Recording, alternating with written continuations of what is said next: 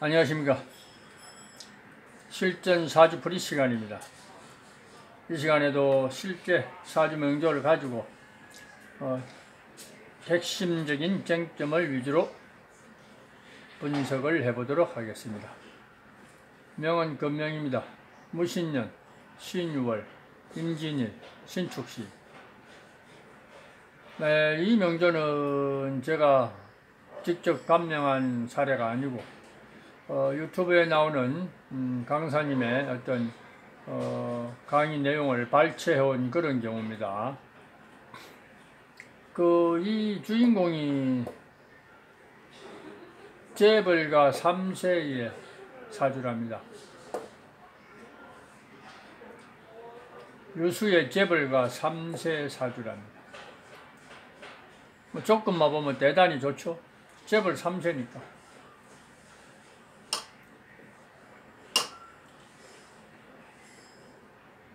아무 일 안 해도 평생 먹고 살 수 있다는 거죠. 한마디로 말하면은. 그런데 그렇게 태어났을지라도 사주에 재벌 운세다 이런 건 없습니다. 사주의 구조상 명리는 논리적이어야 하니까, 명리는 어디까지나 학문은 논리가 정연해야 되니까, 재벌가 3주라고 사주가 좋다, 부잣집에 태어났다고 사주가 좋은 사주다, 이런 식으로 만약에 인식을 하고 또 그런 식의 어떤 끼어 맞추기 통변을 한다면은 이미 명리 공부는 물 건너간 겁니다.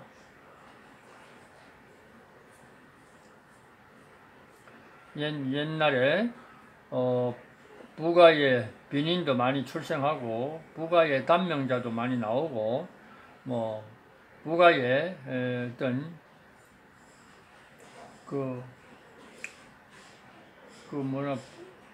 부실한 부가에 태어나서는 아주 몸이 부실한 그런 사람도 많이 나옵니다.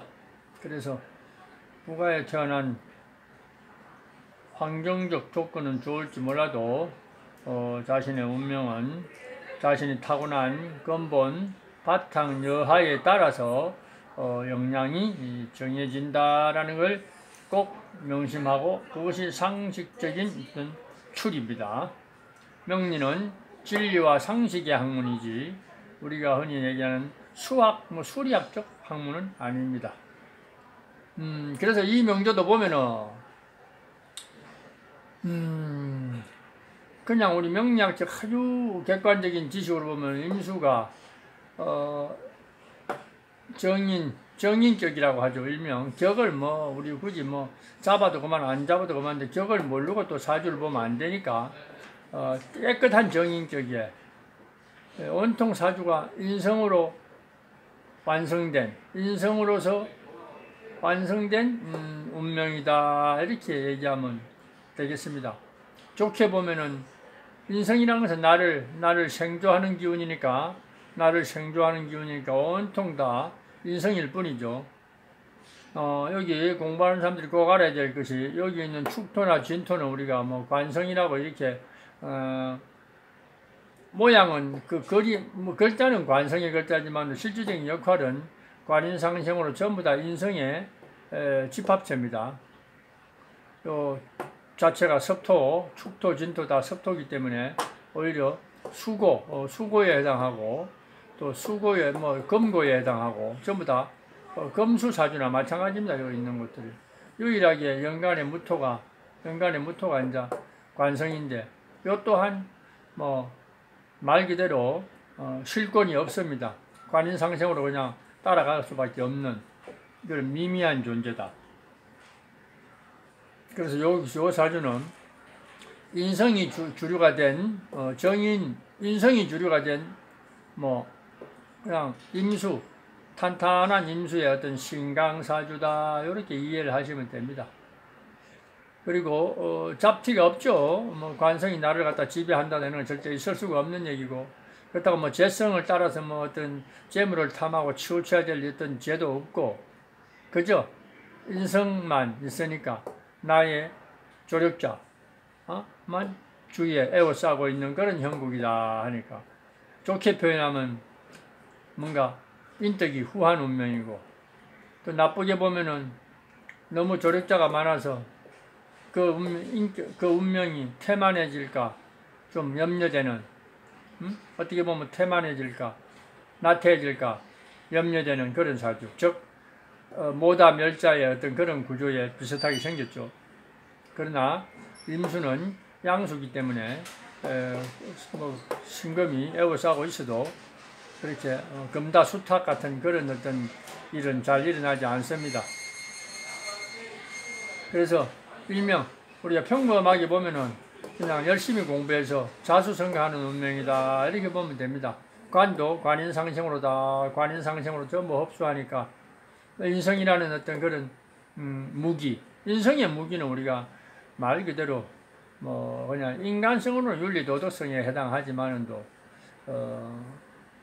삶의 도구로는 전문적인 지식 체계를 가지고 내 인생을 유지하는 그런 이제 어떤 그런 구조의 운명이다 이렇게 하는 겁니다. 단지 이 주인공이 재벌가 3세로 태어나는 바람에 혹자들이 대단한 사주라고 하는데, 그 유튜브에 나오는 그 강사도 이 사주를 놓고 정말 기가 막힌 사주라고 하는데 그렇지 않습니다. 그거는 아주 과장된 표현이고 그런 식으로 공부하면 안 됩니다. 그냥 우리가 이 정도 사주면은 좀 이렇게 인성이 깔끔하게 어떤 배열이 돼가지고 주류되면서 깔끔하게 배치되고 그러는 바람에 뭐 정리정돈이 좀 돼 있는 사주다. 좀 정형화된 사주다. 격이 좀 확실하게 갖추어진 어떤 그런 사주다. 이렇게 평가를 해야 되지. 뭐 대단한 사주라고 엄청난 사주라고 이런 얘기는 정말로 뻥튀기입니다. 그런 식으로 공부하면 안 됩니다. 가난한 집안도 나올 수 있는 사주고 부잣집도 나올 수 있는 사주, 어디서나 나올 수 있는 사주인데 사주가 좀 이렇게 우리가 수기가 뭐 유통된 사주로 보면 됩니다. 관이 조금 뭔가 애매하지만도 관은 뭐 쓸 수 없습니다. 관인상생으로 인성이 주류된 그냥 우리가 신강사주, 일간이 주체가 되고 어떻게 보면 뭐 비겁이 주류된 사주도 신화, 신왕, 신강, 또 인성이 주류되더라도 또 신강한 사주니까 뭐 그렇게 보면 됩니다.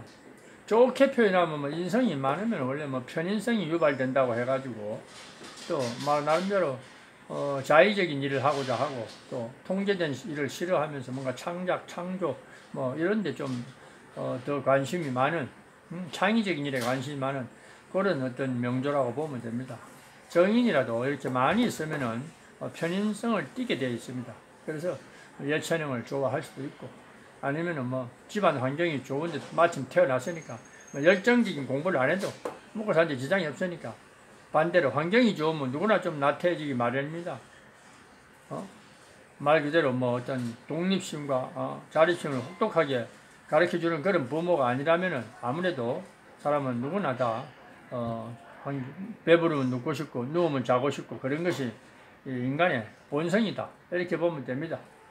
그래서 이런 명조를 너무 과잉보해버리면 그게 모다멸자, 모자멸자 이런 현상이 나타나기 때문에 부모의 조력이 없으면 스스로는 뭔가 하려고 하지 않는 그런 모양새도 나타날 수 있다. 그래서 오히려 좋은 조건이 이 사람의 성장에는 해가 될 수도 있는 그런 운명이다 라고 이렇게 보면 됩니다. 즉 이런 정도는 가난한 집안에서 태어나야지 뭔가 개천에 용나듯이 자수성가 입신양명할 수 있는 어떤 그런 모습으로 될 수 있을 가능성이 있지, 만약에 너무 과잉보호하고 부가에 태어나 버리면은 이 운명은 개발이 쉽지 않다 이렇게 보면 됩니다. 또 특히 요 사주를 갖다가 뭐 토가 3개, 뭐 금이 4개, 또 수가 또 강하게 자리 잡고 여기서 뭐 삼상격이다 얘기하는데 그래도 잘못된 추리입니다. 여기 있는 토는 뭔가 토로서의 어떤 관으로서의 어떤 역할을 하기는 어렵습니다. 왜? 이 토는 그냥 인성에 부합되고 자고에 해당하기 때문에 수기를 머금고 금기를 따라가고 이런 토기 때문에 무토에서 뿌리가 되지 않습니다. 그래서 이런 경우는 삼상격이라 이렇게 얘기하면 안 됩니다. 정말 삼상격은 삼자가 천간에 투관된 삼자가 똑같은 힘의 얼추 비슷한 힘의 균형을 이루고 각자의 역할을 할 수 있을 적에 그것을 삼상격이라고 하는 거고, 여기에 있는 관성은 관성으로서의 역할은 거의 없다, 이렇게 보면 되겠습니다.